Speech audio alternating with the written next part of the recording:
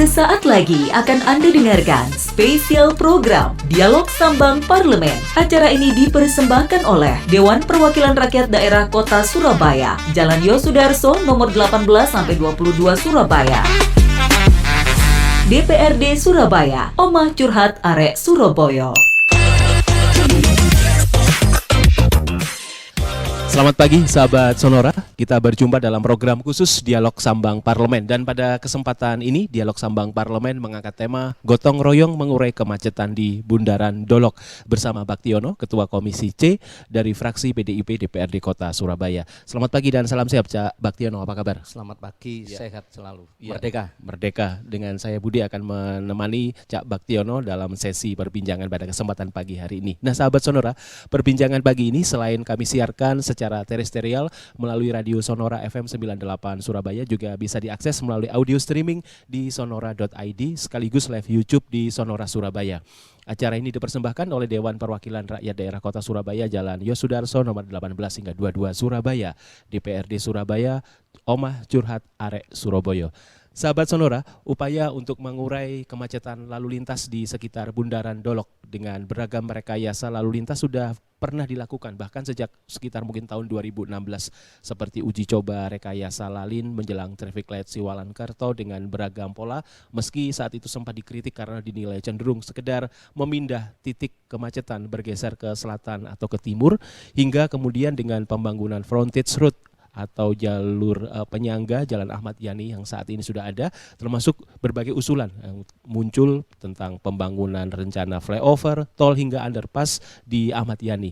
Nah sahabat Sonora, lalu seperti apa konsep konkret gambaran rekayasa lalu lintas yang bisa dilakukan saat ini dengan keadaan tahun 2023 ini, bahkan kita menyongsong tahun 2024 nanti. Kita bahas bersama Baktiono, Ketua Komisi C dari fraksi PDIP DPRD Kota Surabaya dalam Dialog Sambang Parlemen, Gotong Royong Mengurai Kemacetan di Bundaran Dolok temanya. Pak Baktiono, saya langsung saja tanyakan kepada Pak Baktiono di bagian awal. Gotong Royong Mengurai Kemacetan di Bundaran Dolok. Gotong Royong dalam hal apa sih dan seperti apa yang dimaksud dalam hal ini? Apakah nanti hanya seputar tentang sumber pembiayaan pembangunannya saja atau ada pilihan usulnya yang digotong royongkan atau seperti apa? Ini kan ada kata gotong royong. Silakan Pak Baktiono. Sejak Wali Kota Bambang Deha, kita sudah antisipasi karena untuk masalah jalan itu pasti nanti akan terjadi hal-hal yang seperti yang saat ini yang tidak kita inginkan. Maka itu tidak mudah untuk caranya mengurai itu. Maka waktu itu era Wali Kota Bambang Deha, waktu itu Bu Risma atau Tri Risma hari ini menjadi kepala perencanaan waktu itu. Sebelum perencanaan itu ada di Litbang juga. Jadi kita harus membebaskan sebelah kiri dan barat. Makanya disebut frontage route Ayani. Yang pertama kali itu dibebaskanlah yang sebelah timur. Ya. Karena nanti semakin bertambah tahun, kalau sistem transportasi masih tidak berubah, yaitu mass public private transportation. Jadi ada private-nya. Jadi massal pribadi. Kalau di Surabaya ini di Indonesia kan sistem transportasinya kan seperti itu. Jadi bukan mass public transportation, bukan. Itu hanya kecil sekali yang saat ini kurang berfungsi maksimal. Yang mass-nya, yang publiknya, tapi private-nya ini lebih dominan. Nah, oleh karena itu dibebaskanlah, dirancang, termasuk menjadi jalan frontage route. Itu pun tidak mudah waktu itu. Dan kita waktu itu mengeluarkan anggaran cukup besar untuk pemerintah Kota Surabaya. Padahal jalan protokol seperti Ayani itu kewenangannya pemerintah Provinsi Jawa Timur. Saya waktu itu juga ketua Komisi D, tapi D waktu itu pembangunan tahun 2002 sampai tahun 2004. Jadi akhirnya bisa kita bebaskan. Dan pemerintah provinsi hanya urun waktu itu cuma kurang lebih ya 10%, sedikit dari anggaran waktu itu ya. Iya. 20 tahun yang lalu Iya. itu 200 miliar. Akhirnya bisa kita bebaskan. Iya. Setelah itu juga di era wali kota pengganti Pak Bambang Deha, generasi penerusnya yaitu Bu Tri Risma hari ini atau Bu Risma bisa membebaskan di sebelah barat, ya frontage road sebelah barat, Iya.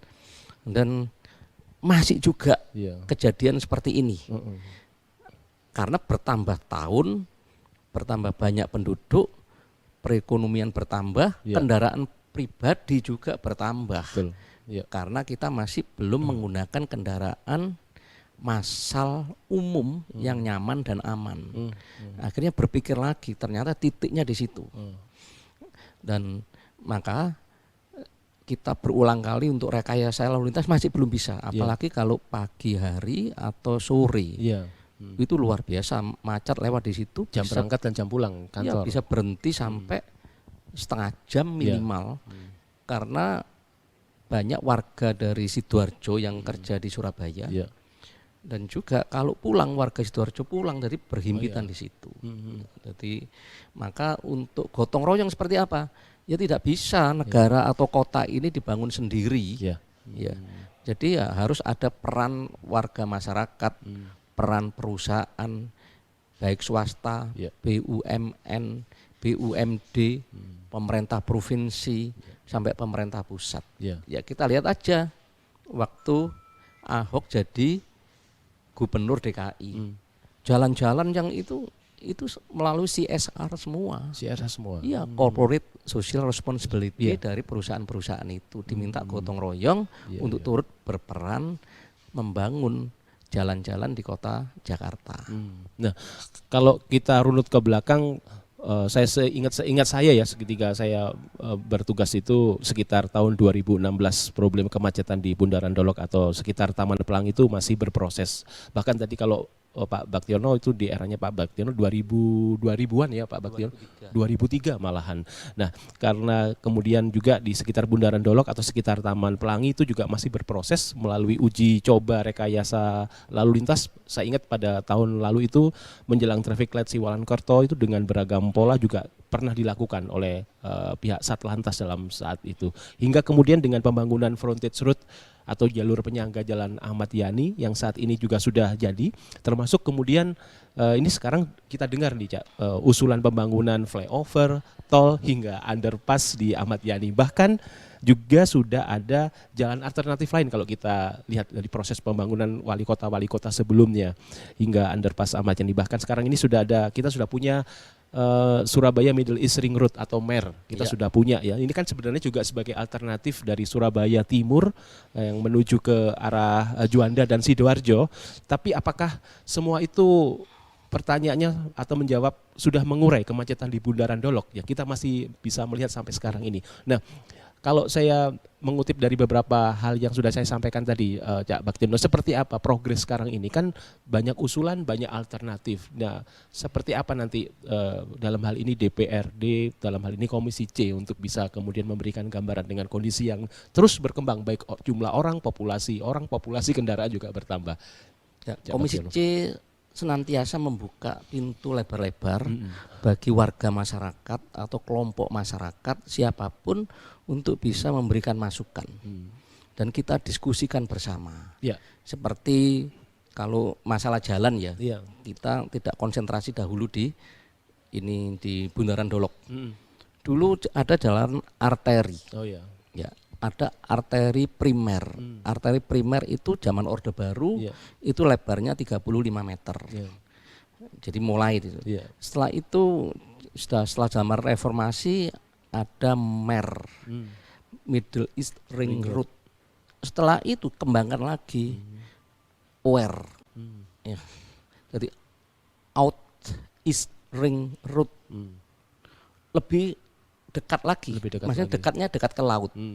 Maka itu di samping untuk mengurai juga menambah jalan dan juga untuk membuat cita-cita tokoh-tokoh waktu itu yang merancang kota Surabaya ini bisa terrealisasi, yaitu yang disebut waterfront city. Jadi kota yang menghadap ke air, kota menghadap ke sungai, kota menghadap ke pantai atau ke laut. Itu pemandangannya kan bagus. Jadi tidak boleh dibelakangi. Karena kalau dibelakangi itu biasanya dibuangin sampah. Disengaja atau tidak, itu bisa dibuangin sampah. Nah, makanya ada evaluasi lewat peraturan-peraturan daerah itu. Jadi kita membahas tentang RDTRK sebentar lagi, rencana detail tata ruang kota. Ada RTRW, perancangan tata ruang wilayah. Jadi nanti itu baru kita kembangkan terus. Jadi melihat situasi dan kondisi perkembangan warga. Memang terutama saat ini ya masalah kendaraan ini. Kalau kita tidak bisa memulai membuat angkutan massal, aman, nyaman, tepat waktu, itu akan kesulitan. Nanti kita ini harus menambah jalan, juga lingkungan. Ini harus diperhatikan semua. Jadi tanaman karena untuk menyerap karbon dioksida agar bisa mengeluarkan oksigen juga yang bagus. Makanya Surabaya kita jadikan seperti hutan itu. Nah, kalau masalah transportasi kita sudah mulai sekarang ini. Kita pakai bis-bis ini. Tapi walaupun kita gratiskan, kita lebih murah. Sekarang kita tambah penyangga namanya feeder. Untuk bisa itu gratis nyuplai dari pinggir sampai ke halte. Itu pun masih belum maksimal, tapi harus kita mulai agar nanti ke depan warga ini semakin sadar, lingkungan juga sadar kalau menggunakan kendaraan umum massal ini jauh lebih efektif dan lebih murah. Kita menuju ke sana. Gitu. Nah, Cak Baktiono, lalu sebenarnya kalau kita melihat kan ini kan sudah berprogres ya sejak era 2000-an dengan mulai wali kota Pak Bambang Deha, kemudian Ibu Tri Risma hari ini, dan sekarang kepemimpinan Cak Eri gitu kan. Ini semua berprogres dan berproses. Lalu sebenarnya seperti apa ini supaya kita juga tahu nih Cak Baktiono, konsep konkret gambaran rekayasa lalu lintas yang ideal, yang bisa dipilih atau mungkin nanti bisa dilaksanakan ya dieksekusi, dilaksanakan dari gagasan ide yang ideal menurut DPRD dalam hal ini Komisi C yang membawai bidang pembangunan. Endingnya, kalau tadi kita ngomong ekstranya sudah kita sampaikan, endingnya selesai. Maka kita giring nanti seperti tadi mulai mer, terus arteri, mer, OR, sampai frontage road itulah. Sekarang kalau ngomong endingnya seperti apa? Setelah melalui kajian-kajian selama beberapa puluh tahun sampai tahun sampai terakhir ini, kita juga nyampaikan ke pemerintah pusat. Karena tanggung jawabnya bukan pemerintah kota Surabaya. Nah, sekarang apa gotong royong itu? Tadi sampaikan kan dalam judulnya, gotong royong itu dalam membangun kota, termasuk ada di Bundaran Dolok itu. Ketemu sekarang apa? Underpass. Itu solusinya yang utama underpass. Mengapa harus underpass? Supaya nanti tidak merubah estetika kota juga.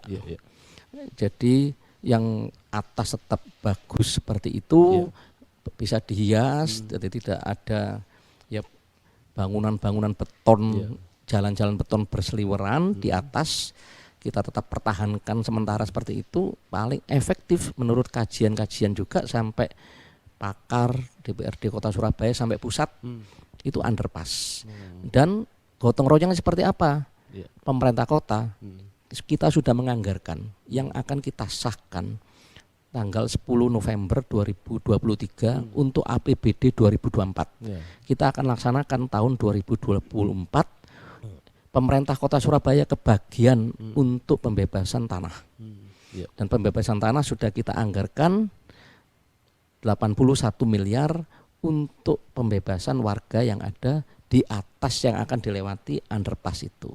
Pembangunan berikutnya itu diberikan oleh pemerintah pusat dan harus tahun 2024. Tapi kalau tidak kita cepat selesaikan, maka akan tertunda nanti ini ya beberapa tahun lagi. Iya. Ya tinggal pemerintah provinsi ini mau urun apa.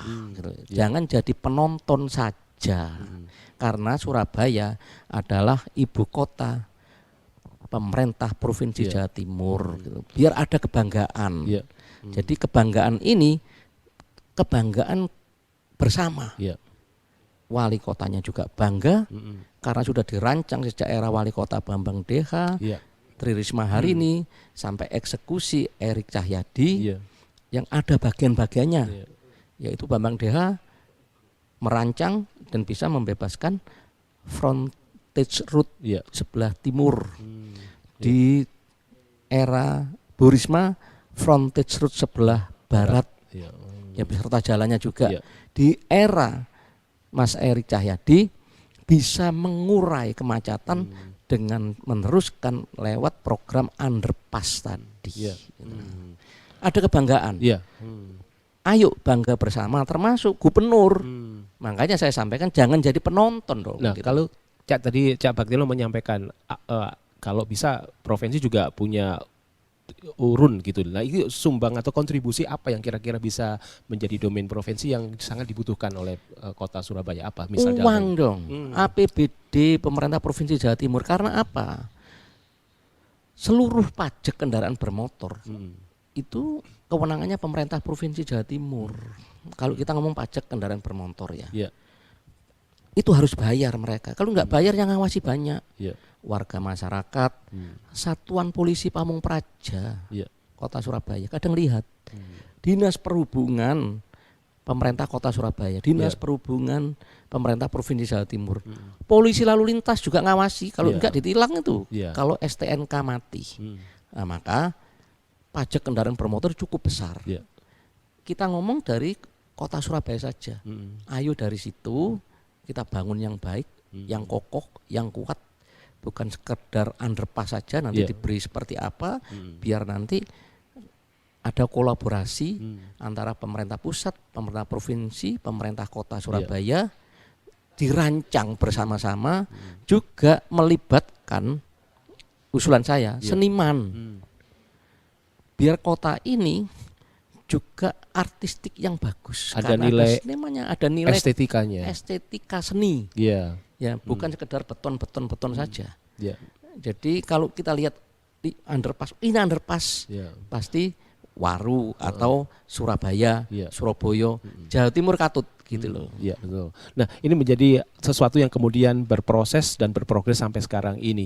Nah, kayaknya sudah semakin ada gambaran mengerucut kalau jawabannya Cak Baktiono, underpass menjadi pilihan. Nah, tapi juga ada beberapa hal di sekitar Bundaran Dolok itu kalau kita amati Cak Baktiono, ada juga lintasan kereta api. Jangan dilupakan itu. Itu ada lintasan kereta api dan juga ada waktu atau time period dari traffic light. Ini kayaknya orang harus menunggu, selain menunggu lampu merah ke lampu hijau, TL traffic light, tapi juga menunggu ketika ada kereta mau akan lewat itu. Misalnya di sekitar Wonokromo, Jemur Sari itu kan kadang-kadang menunggunya bisa double Cak Baktiono. Ketika menunggu lampu dari merah ke hijau belum selesai ternyata palang pintu kereta api nutup karena harus ada kereta yang mau lewat. Nah, jadi nunggu kereta lewat, habis itu setelah baru nunggu TL-nya. Nah, ini bagaimana kemudian kalau kita menghadapi lintasan kereta api tentang waktu tunggu versus dengan traffic light dan juga membuka median Jalan Ahmad Yani untuk bisa dipasang traffic light baru mungkinkah misalnya di sekitar Jalan Jemur Andayani untuk bisa mengakomodasi traffic dari Jemur Andayani ke Jalan Jemur Sari yang mau ke utara misalnya. Itu kan juga crossing di situ, persimpangan juga banyak. Ini kira-kira dengan underpass ini apakah juga bisa menyelesaikan sebagian besar dari masalah yang ada tentang kepadatan di sana Cak Baktiono? Kita lihat sejarah mundur ke belakang jauh ya. Iya. Sebelum kemerdekaan kita bisa sekarang lihat di YouTube bahwa kota Surabaya dulu menggunakan transportasi massal. Yang paling dominan waktu itu adalah tram atau trim orang dulu, atau kereta listrik dari Tanjung Perak itu sampai ke kebun binatang. Dulu sudah ada kereta listrik ya? Sudah, saya dulu kalau ke kebun binatang itu naik itu. Jadi kalau lahir tahun 50, 60 itu pernah menikmati naik itu.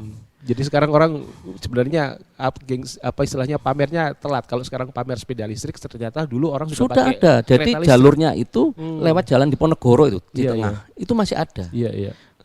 Termasuk angkutan trim Iya. dulu jarak dekat Iya. yang menggunakan areng stingkul atau batu bara. Batu bara. Itu jaraknya di mulai bundaran Hak Bank Indonesia dulu Iya. di Tugu Pahlawan itu menuju jarak dekat kabupaten atau kota. Oh, mulai sekitar Gresik, Indrapura situ ya. Sedayu, Lamongan bisa pakai itu. Hmm. Yang jarak jauh pakai kereta. Oh, oke. Makanya di era Orde Baru semua dihapus menjadi angkutan darat. Lah itu yang kaconya seperti itu. Iya. Karena ada ya hubungan perjanjian dengan pemerintah Jepang. Maka sampai terjadi waktu itu demo besar-besaran yaitu namanya Malari. Iya. Malapetaka 15 Januari. Iya, iya. Tahun 1970 sekian. Jadi Hariman Siregar dulu motornya. Akhirnya sekarang menjadi seperti ini. Kita akan kembalikan waktu itu seperti itu. Lah, kenapa kereta-kereta itu dulu di lintasan-lintasan di jalan seperti ini yang dibangun oleh Belanda itu kan oleh pemerintah Belanda. Karena waktu itu Belanda berpikir jauh bahwa kota Surabaya ini nanti pasti akan menggunakan jalur angkutan massal cepat, tepat, aman kereta. Seperti di negaranya di Belanda sana, kan itu loh.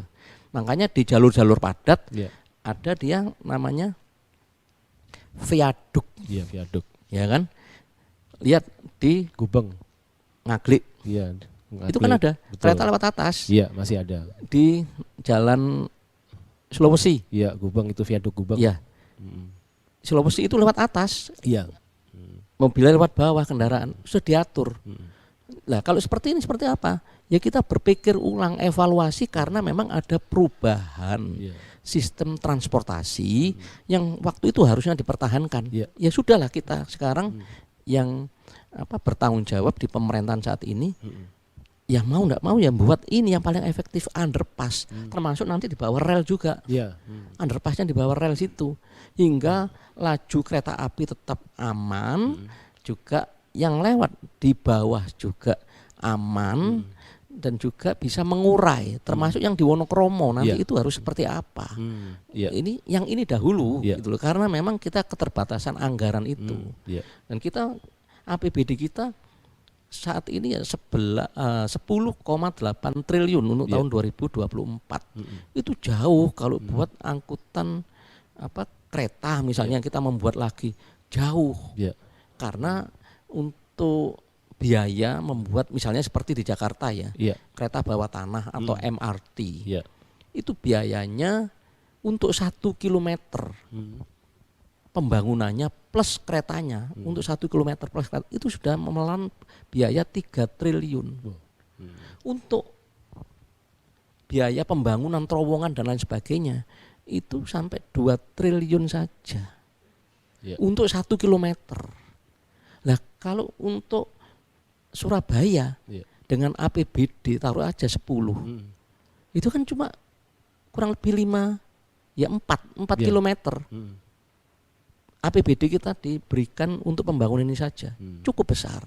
Kita sudah nyampaikan waktu itu, ada yang menawarkan itu nggak apa-apa. Saya sampaikan, saya menghadapi sendiri kalau sistemnya build operating transfer.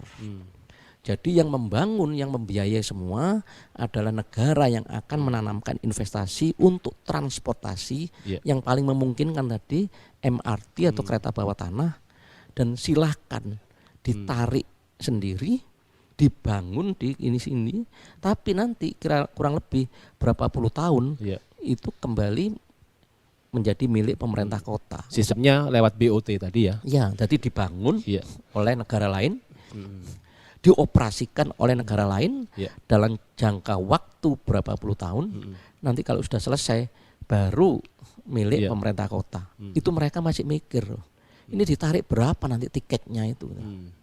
Kalau tidak ada subsidi, seperti transportasi seluruhnya di seluruh dunia itu subsidi, termasuk di Jakarta MRT itu subsidi. Lah Jakarta bisa karena memakai APBN. Ya. Baik, Cak Baktiono, nanti kita teruskan perbincangan ini nanti semakin mengerucut sehingga kita bisa tahu gambaran seperti apa nanti rencana dan plan yang akan dieksekusi pada 2024. Anda masih ikuti perbincangan khusus dalam Dialog Sambang Parlemen, dan pada kesempatan ini Dialog Sambang Parlemen mengangkat tema Gotong Royong Mengurai Kemacetan di Bundaran Dolok bersama Ketua Komisi C dari fraksi PDIP DPRD Kota Surabaya, Baktiono. Cak Baktiono, kita tadi sudah mengulas banyak dan sudah mulai mengerucut underpass salah satu yang akan tampaknya dipilih. Nah, kemudian kalau tema kita ini kan gotong royong mengurai kemacetan di Bundaran Dolok. Oke dah, kalau kita ngomong kemacetan itu biasanya kan kemacetan aktivitas lalu lintas, traffic jam gitu kan, ada kendaraan di situ. Kalau ada kendaraan berarti sebelumnya kalau kita mundur harus ada sarana, prasarana, ada jalan. Kalau kita ngomong ada jalan berarti harus membangun jalan dulu. Ketika kita bangun jalan berarti orang kemudian dalam konteks gotong royong ini juga mungkin orang berpartisipasi. Kemudian orang bertanya, loh terus gotong royongku apa? Ternyata ada ya, saya baru ingat, oh iya aku kan juga sedikit berbanyak gotong royong karena saya bayar pajak gitu, saya bayar PBB, mungkin kendaraan saya juga kena bayar pajak kendaraan dan sebagainya. Apakah itu bisa disebut gotong royong? Berarti kan masyarakat juga sebenarnya berpartisipasi nih Cak Baktiono untuk bisa berkontribusi, punya sumbangsi, punya andil dalam pembangunan ini. Termasuk juga untuk mengatasi berbagai kepadatan yang ada di kota Surabaya ini Cak Baktiono. Ya, jadi untuk membangun kota ini yang kami disebutkan tema gotong royong itu ya dari rakyat uangnya tadi. Rakyat itu ada yang membayar pajak-pajak, ya, pajak bumi bangunan, pajak kendaraan bermotor, juga ada pajak hotel dan restoran kalau di kota Surabaya ya. Dan juga pajak-pajak serta retribusi lainnya. Jadi kalau ngomong pajak, itu warga ya tentunya gotong royongnya ya dari rakyat, makanya dari rakyat, oleh rakyat, untuk rakyat yang diselenggarakan oleh pemerintah. Jadi ada pajak pusat juga, ada pajak provinsi. Pajak provinsi itu apa? Pajak kendaraan bermotor. Ya, pajak kendaraan bermotor ini tidak sedikit loh. Semakin banyak orang membeli kendaraan bermotor, itu ada pajak pemerintah pusat, ya ditarik. Pajak kendaraan barang mewah, dianggap barang mewah, ya pajaknya besar juga. Kalau untuk ada pajak STNK, BPKB, pemerintah provinsi, pemerintah kota tidak bisa menarik pajak kendaraan bermotor, tidak ada. Yang ada yaitu pajak bumi bangunan, itu PBB. Lah, kalau kita menangani di pemerintah kota Surabaya, pajak bumi bangunan ini juga ada warga yang masih menunggak, ada warga yang tidak mampu, ada rumah memang tidak ditempati, ada yang lahan kosong, itu juga masih ada apa ya, toleransi pemerintah kota tidak akan menyita atau itu enggak lah. Ya kita akan ada nilai Pancasilanya ya, berperi kemanusiaan itu dilihat. Itu pun tidak apa-apa gitu loh, atas kebaikan, tapi kita maksimalkan untuk bisa menaikkan pajak bumi bangunan. Kalau untuk membangun kota Surabaya hanya dengan pajak ini saja, ya tidak mungkin. Maka yang namanya jalan saat ini, jalan-jalan yang dahulunya kewenangan pemerintah provinsi, seperti jalan protokol tadi saya sampaikan, Jalan Ayani, Jalan Pemuda, Jalan Panglima Sudirman, dan jalan-jalan protokol lainnya. Waktu itu kewenangannya pemerintah provinsi Jawa Timur. Ya, saat ini kewenangannya diserahkan kepada pemerintah kota Surabaya, termasuk lainnya kota, kabupaten, kota. Kewenangan sebelumnya pemerintah kota ini adalah jalan-jalan kampung, yang masuk-masuk kampung, yang kita paving, banyak kita paving, program paving karena fungsinya juga resapan, juga ada sebagian juga kita aspal. Nah sekarang masuk ke kita, pemerintah kota. Nah kalau rusak, pemerintah kota lo yang bangun sekarang. Lah, jadi makanya ada kami pertanyakan, bebannya bertambah. Iya, bertambah. Jalannya bertambah panjang, bebannya juga bertambah untuk pembangunan maupun perawatan. Bukan jalannya saja untuk diaspal, saluran-saluran. Ada box culvert, juga ada saluran-saluran tepi. Kita perbaiki termasuk untuk perawatan. Maka kalau kita bandingkan pajak bumi bangunan dan pajak kendaraan bermotor, itu 1 ekuivalen dengan 4. Misalnya 1 juta untuk pajak bumi bangunan, Ya. pajak kendaraan bermotor itu minimal itu 4 juta. Kenapa seperti itu? Setelah kita melakukan studi ke berbagai warga masyarakat, paling rendah kurang lebih rata-rata 80.000 1 tahun Ya. untuk pajak tanah atau bumi dan bangunan. Ya. Kita tanyakan di rumah itu ada berapa kendaraan, rata-rata sepeda motor warga Surabaya. Rata-rata punya 2. Ya kan, untuk anaknya sekolah atau orang tuanya bekerja. Atau kalau ibunya juga bekerja, ayahnya bekerja bisa tambah. Lah pajak kendaraan bermotor tadi 1 tahun berapa? Rata-rata 200.000. Kalau 2 400.000. Lah pajak kendaraan bermotor, pajak bumi bangunan hanya 80.000. Itu pun menunggak itu loh. Juga masih ada toleransi. Kalau pajak kendaraan bermotor makanya 1 ekuivalen dengan 4. Setara dengan 4 ya. Pajak bumi bangunan di kota Surabaya kurang lebih ya 1 triliun sekian. Berarti pajak kendaraan bermotor pemerintah provinsi itu minimal itu 4 triliun. Lah Surabaya nggak dapat kebagian apa-apa. Itu kalau tadi saya ngomong rumah biasa. Lah kalau rumah-rumah mewah, kendaraan-kendaraan mewah, jauh lebih besar.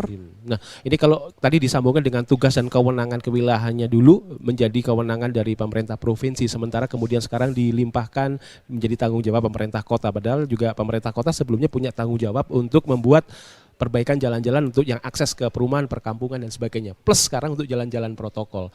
Nah, kalau ini menjadi kewenangan atau dilimpahkan ke pemerintah kota, tentu satu lagi beban boleh bertambah. Tapi berarti di situ pertanyaannya kan pasti ada anggaran yang dibutuhkan. Harusnya pemerintah provinsi apa yang bisa dilakukan? Kasih uang atau bangun dong di aspal. Masa di depan Gerahadi ini kan dekat tuh. Iya kan? Ini kan sekarang halus semua. Siapa yang ngaspal? Ya rakyat Surabaya, pemerintah kota Surabaya. Kan halus semua sekarang. Kan baru diperbaiki. Di overlay ya. Iya, di overlay, dilapis lagi supaya bagus. Nanti dicat lagi, biaya lagi. Itu semua APBD kota Surabaya. Maksud kami di DPRD kota Surabaya, pemerintah provinsi yang ngaspal lah semua. Ya kan mengurangi beban atau itu atau tidak ya nanti kita kan sudah punya rancangan underpass. Wong kita juga setelah APBD nanti tanggal 10 November tahun 2002 untuk APBD 2024 kita sahkan 2023 bulan 10 November kan ada koreksi dari pemerintah pusat. Pemerintah provinsi juga. Ini pantasnya kita ini bantu kan gitu loh. Maksud saya itu gubernur juga gitu loh. Berarti sekarang yang ngaspal dari Pemkot semua ini? Semua APBD kota Surabaya. Makanya waktu itu saya juga ngomong keras di depan rumah dinas gubernur Jawa Timur. Taman Apsari. Menjelang 17 Agustus kita perbaiki loh.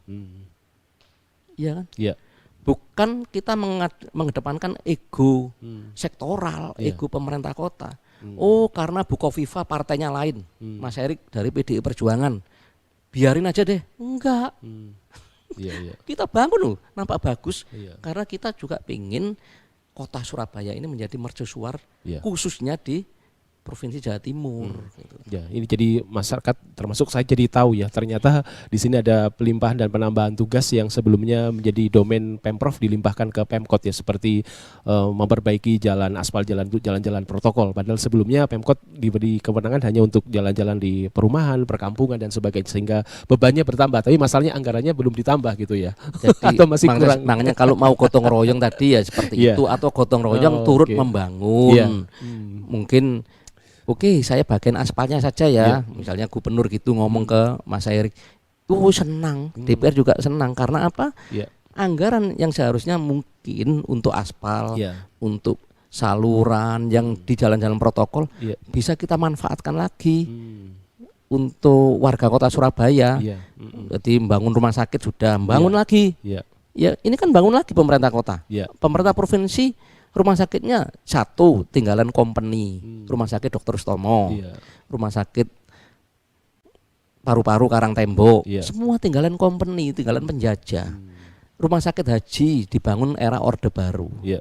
Rumah sakit kulit, mata dan kelamin yang di Kemayoran itu tinggalan company juga, tinggalan Iya. Belanda. Sekarang pindah di sana, di mana itu dekat Bundaran Waru. Iya. Sekarang pindah di sana. Lah, ayo sama-sama bangun gitu loh. Kalau kita lihat masalah rumah sakit ini banyak yang overload juga. Iya. Ya bangun juga dong kan gitu loh. Betul. Masa jangan kalah lah sama kota Surabaya Iya. gitu. Ternyata memang kalau dilihat wah ini berarti memang tugasnya para pemerintah kota dan DPRD Kota Surabaya ini luar biasa karena kita baru bisa tahu ya ternyata dari apa yang sudah disampaikan oleh Cak Baktiono tadi ternyata banyak domain limpahan tugas yang sebelumnya jadi kewenangan provinsi sekarang jadi tugasnya pemerintah kota termasuk ini yang menjadi PR DPRD Kota Surabaya di mana ini anggarannya bisa kita lakukan makanya temanya gotong royong itu tadi salah satu melalui program CSR. Nah Cak Baktiono kita sedikit berbelok karena kita ngomong jalan jadi bisa banyak hal yang cakupannya ya termasuk dengan bagaimana membuat jalan bagus selain juga dampaknya nanti dengan pertumbuhan orang populasi orang bertambah otomatis jumlah kendaraan bertambah sehingga kembali terjadi kepadatan dan sebagainya. Nah kalau kita sedikit kembali lagi soal situasi lalu lintas.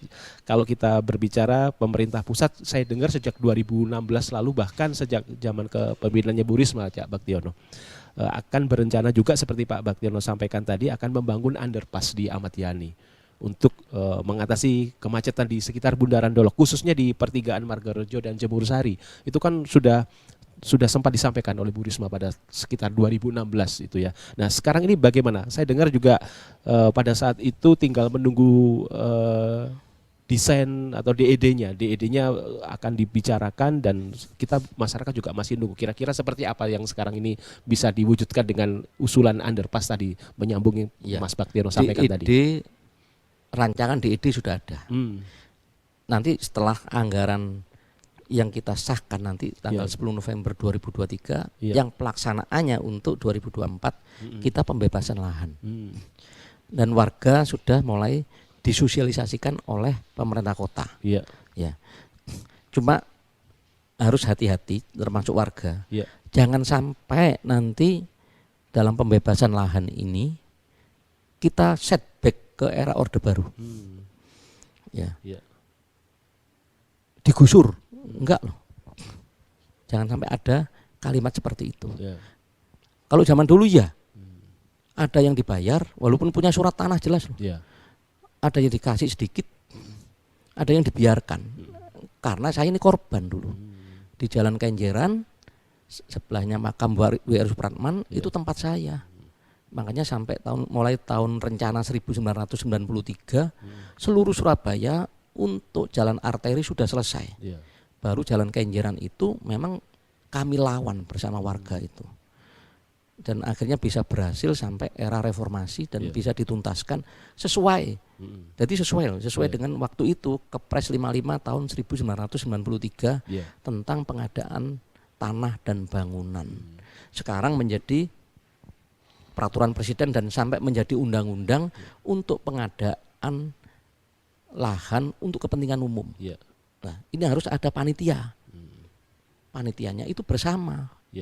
Dulu ada panitia dari pemerintah provinsi, pemerintah kota. Panitia 9, jumlahnya 9 orang. Sosialisasi lebih dahulu. Ya. Setelah itu menginjak ke harga, pasti ke sana. Makanya warga harus diberitahu. Yang pertama itu harga, yaitu negosiasi. Atau rundingan. Ya, negosiasi. Musyawarah untuk mufakat. Setelah mufakat seperti ini warga nanti seperti apa, baru harga pasar. Jangan sampai di bawah harga pasar. Dan itu juga ada nilainya, warga harus diberitahu di peraturan itu. Tanah itu ada nilainya. Ya, bangunan ada nilainya. Bangunan itu di breakdown lagi nilai-nilainya. Ada bangunan sederhana yang terdiri dari papan atau bambu, ada bangunan semi permanen, ada temboknya, itu ada harganya semua. Sampai bangunan permanen tadi, bangunan sedang atau baik, itu ada nilainya sendiri-sendiri. Pagar, itu ada nilainya, harus dihitung. Kalau tanahnya sudah ketemu, baru atasnya itu ketemu. Ada sumur enggak? Ada tanaman enggak? Itu ada hitungannya semua, terperinci. Makanya warga harus disosialisasikan agar nanti warga juga saling mengerti, saling kontrol. Dan itu bagiannya pemerintah kota. Kita sudah sediakan anggaran 81 miliar untuk warga di sekitar yang akan kena underpass itu. Untuk pembebasan ya. Pembebasan tanah dan bangunan. Itu rencana nanti plannya mulai kapan itu? Secepatnya tahun 2024 setelah kita sahkan. Nah, sekarang harus mulai sosialisasi lebih dahulu. Nah, setelah itu pemerintah pusat nanti akan yang membangun di sana. Gotong royongnya seperti itu. Makanya dari rakyat, oleh rakyat, untuk rakyat. Uangnya dari pajak-pajak dari rakyat, ya kan? Untuk rakyat yang ada di sana dan nanti digunakan untuk rakyat. Rakyat Kota Surabaya. Rakyat Indonesia yang bayar di sana, yang di pusat. Lah sekarang makanya rakyat pemerintah Provinsi Jawa Timur jangan ketinggalan. Gitu loh yang saya inginkan.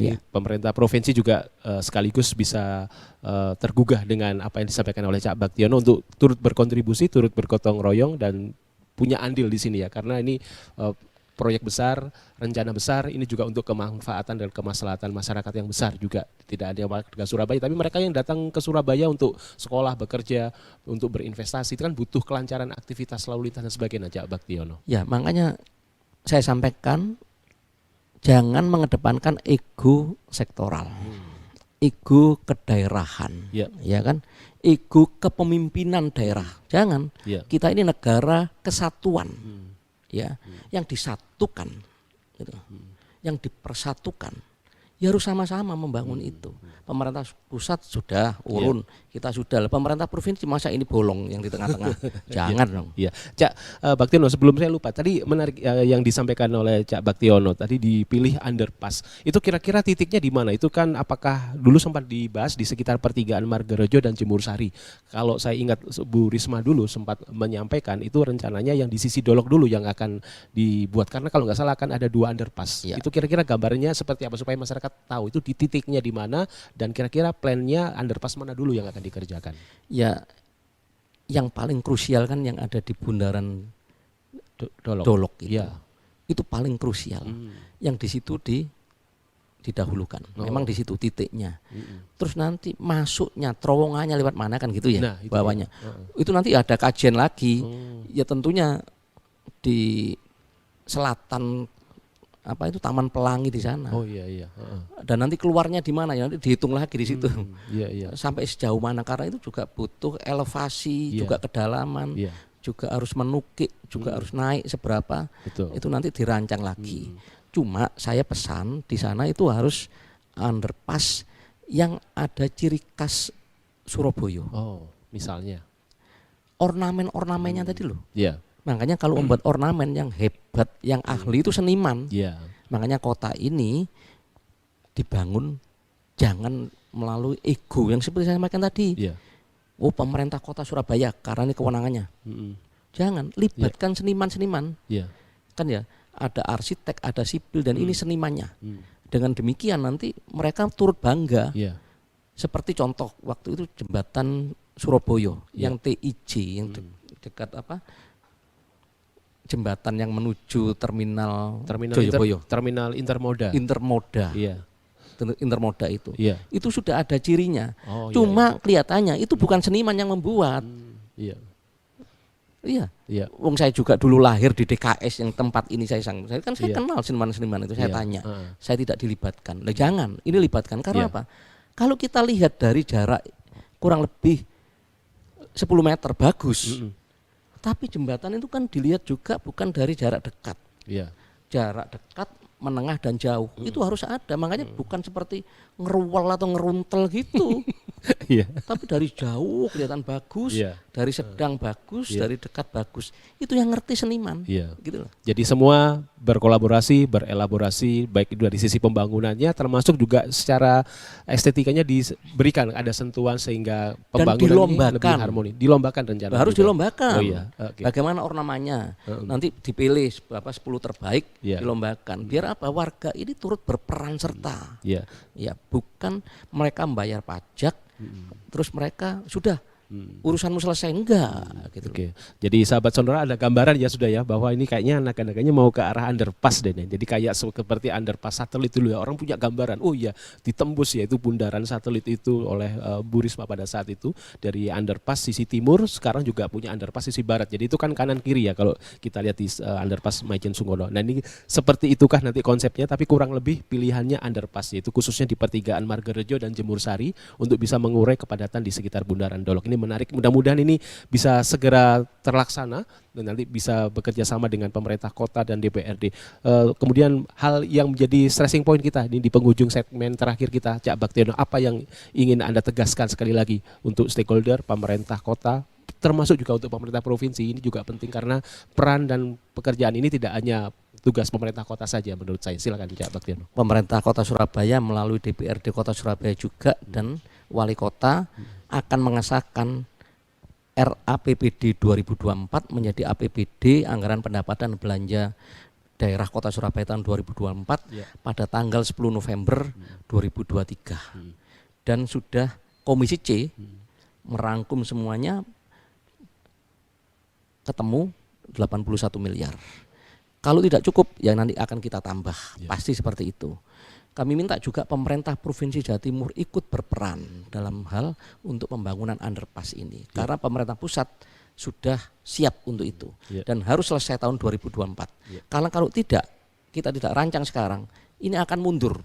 Baru akan diberikan anggaran lagi tahun 2026.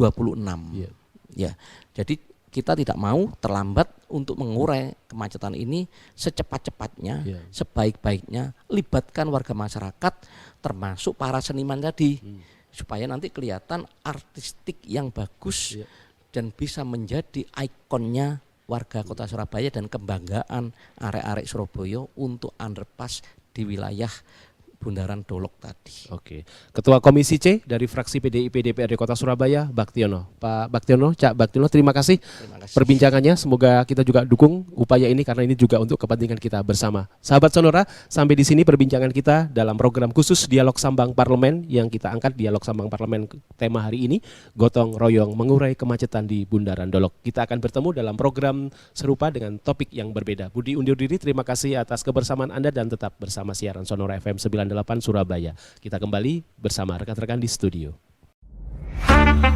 Terima kasih telah Anda dengarkan spesial program Dialog Sambang Parlemen. Acara ini dipersembahkan oleh Dewan Perwakilan Rakyat Daerah Kota Surabaya, Jalan Yosudarso nomor 18-22 Surabaya. DPRD Surabaya, Omah Curhat Arek Surabaya.